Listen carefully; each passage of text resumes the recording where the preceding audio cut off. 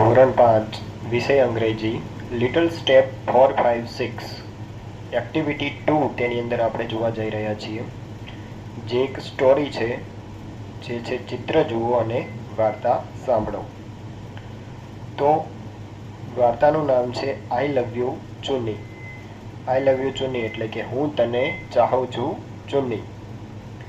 Munni and ચુન્ની are friends. મુન્ની અને ચુન્ની બંને મિત્રો છે. They leave together. તેઓ સાથે રહે છે. લીવ એટલે રહેવું, ધે એટલે તેઓ અને ટુગેધર એટલે સાથે. તેઓ સાથે રહે છે. Munni loves Chunni and Chunni loves Munni. Munni loves એટલે ચાહે છે. મુન્ની ચુન્નીને ચાહે છે અને ચુન્ની મુન્નીને ચાહે છે. મતલબ કે બંને એકબીજાને ખૂબ જ પસંદ કરે છે, બંને મિત્રો ચુન્ની અને Munni. Chunni always get up early. Always એટલે હંમેશા, ગેટ અપ એટલે ઉઠવું અને અર્લી એટલે વહેલા. ચુન્ની દરરોજ વહેલા જાગે છે. સી કમ્સ આઉટ હર લિટલ બેડ. કમ્સ એટલે આવવું, સી એટલે તેણી, આઉટ એટલે બહાર, હર એટલે તેણીના, લિટલ એટલે નાનકડા, બેડ એટલે પથારી અથવા તો પલંગ. તો તેણી તેના નાના પલંગમાંથી બહાર આવે છે. ધેન સી વેક્સ અપ મુન્ની ટુ. ધેન એટલે પછી, સી એટલે તેણી, બરાબર, વેક્સઅપ એટલે ઉઠાડવું, મુન્ની. ત્યાર પછી તેણી મુન્નીને પણ શું કરે છે? જગાડે છે. Every day Munni cleanse her teeth and tax a bath. Every day એટલે દરરોજ, ક્લીન્સ એટલે સાફ કરવા, હર એટલે તેણીના, ટીથ એટલે દાંત અને ટેક્સ અ બાથ, બાથ એટલે કે સ્નાન કરવું. તો દરરોજ મુન્ની તેણીના દાંત સાફ કરે છે અને ત્યાર પછી શું કરે છે? સ્નાન કરે છે. Chunni does not clean her teeth. Chunni એટલે ચુન્ની જે એક બિલાડી છે, ડઝ નોટ નથી, ક્લીન એટલે સાફ કરતી, સાફ, હર એટલે તેણીના, ટીથ એટલે દાંત. તો ચુન્ની તેના દાંત સાફ કરતી નથી. She takes a bath in a tub. Takes bath એટલે સ્નાન કરવું, ઇન ટબ એટલે ટબની અંદર, ઇન એટલે માં અથવા તો અંદર. તો તેણી ટબમાં સ્નાન કરે છે. Munni and her family pray to God. ત્યાર પછી મુન્ની અને તેના ફેમિલી એટલે પરિવાર, તેણીનો પરિવાર, પ્રે એટલે પ્રાર્થના કરવી, ટુ ગોડ એટલે કોને? ભગવાનને. તો ત્યાર પછી મુન્ની અને તેણીનો પરિવાર શું કરે છે? ભગવાનને પ્રાર્થના કરે છે. Chunni also close her eyes and joins her front legs. Chunni also એટલે ચુન્ની પણ, ક્લોઝ હર આઈઝ, ક્લોઝ એટલે બંધ કરવું, હર એટલે તેણીની આંખો, આઈઝ એટલે આંખો, એન્ડ અને જોઇન્સ એટલે જોડવા, હર ફ્રન્ટ લેગ્સ તે પણ, હર એટલે તેણીના, ફ્રન્ટ એટલે આગળના અને લેગ્સ એટલે પગ. ચુન્ની શું કરે છે? પોતાના જે આગળના પગ છે તે જોડે છે અને આંખો બંધ કરે છે. ટૂંકમાં તે પણ પ્રાર્થનામાં જોડાય છે મુન્નીના પરિવારની જોડે. Munni's mother prepare breakfast for them. Mother એટલે માતા, મુન્નીઝ એપોસ્ટ્રોફી એસ છે, તો મુન્નીના, નો ની નું ના માટે એપોસ્ટ્રોફી એસ વપરાશે. પ્રિપેર એટલે તૈયાર કરવું, બ્રેકફાસ્ટ એટલે સવારનો નાસ્તો, ફોર ધેમ તેમના માટે. કોના માટે? ચુન્ની અને મુન્ની માટે. તો મુન્નીના મમ્મી તેમના માટે નાસ્તો તૈયાર કરે છે. Munni does not drink tea. Munni does not એટલે નથી, ડ્રિંક એટલે પીવું, ટી એટલે ચા. તો મુન્ની ચા પીતી નથી. તો પછી શું પીએ છે? C takes a glass of milk with breakfast. Tax a glass of milk.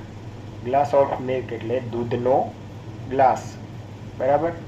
તો તે નાસ્તા સાથે શું લે છે? તેણી નાસ્તા સાથે એક ગ્લાસ દૂધનો પીએ છે. Chunni drink milk from the bowl. Drink એટલે પીવું, મિલ્ક એટલે દૂધ, ફ્રોમ એટલે માંથી અને બાઉલ એટલે વાટકો. તો ચુન્ની વાટકામાંથી દૂધ પીએ છે. ત્યારબાદ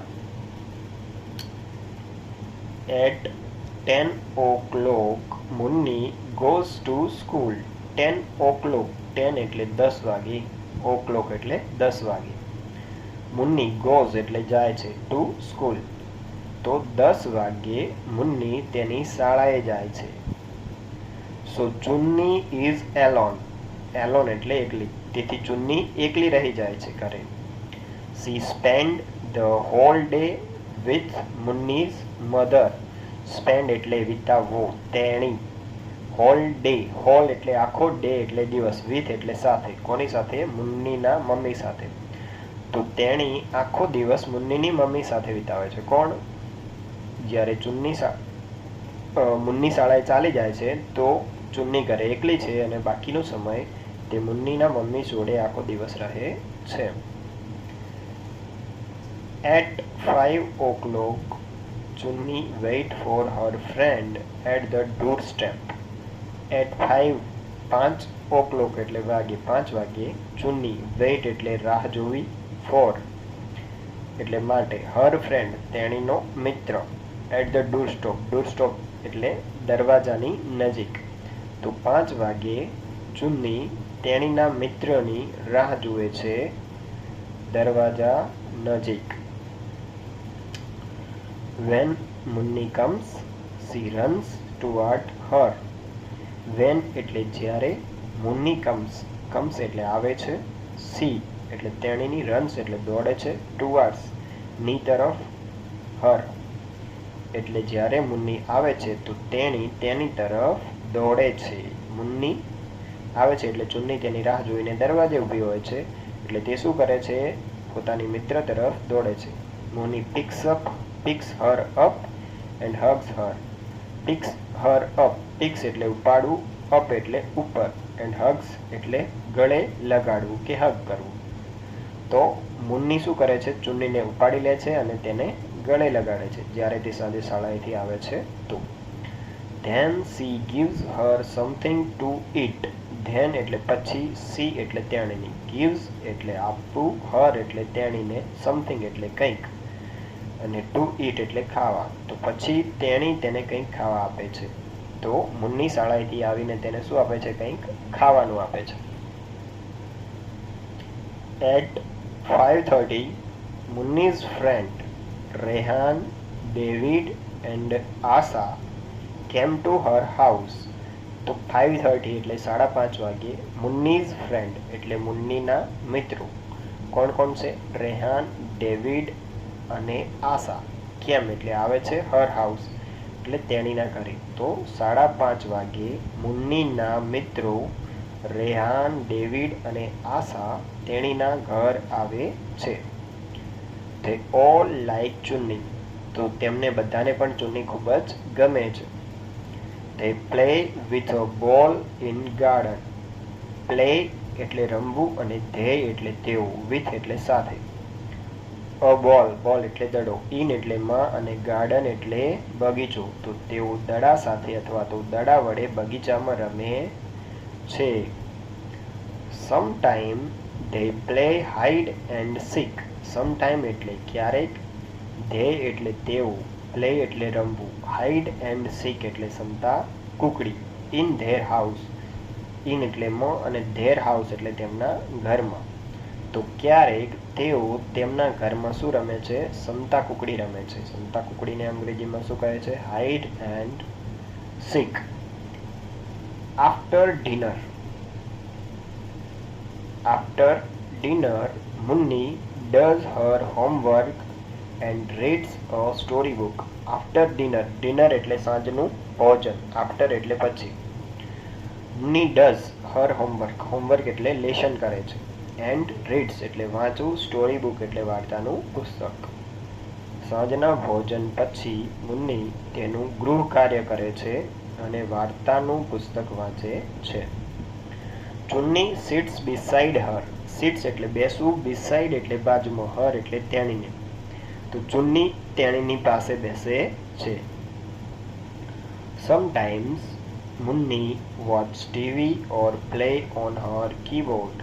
સમટાઈમ્સ એટલે ક્યારેક, વોચ એટલે જોવું ટીવી, ઓર પ્લે એટલે રમવું, ઓન હર એટલે તેણીના કીબોર્ડ ઉપર. તો ક્યારેક મુન્ની ટીવી જુએ છે અને તેના નાના કીબોર્ડથી રડે છે.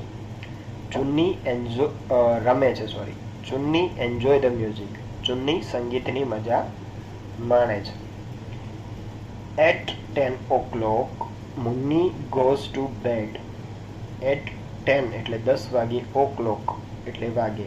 મુન્ની ગોઝ ટુ બેડ. ગોઝ એટલે જવું, બેડ એટલે પથારીમાં અથવા તો પલંગમાં. 10 વાગ્યે મુન્ની પથારીએ જાય છે. Chunni does not like to sleep alone.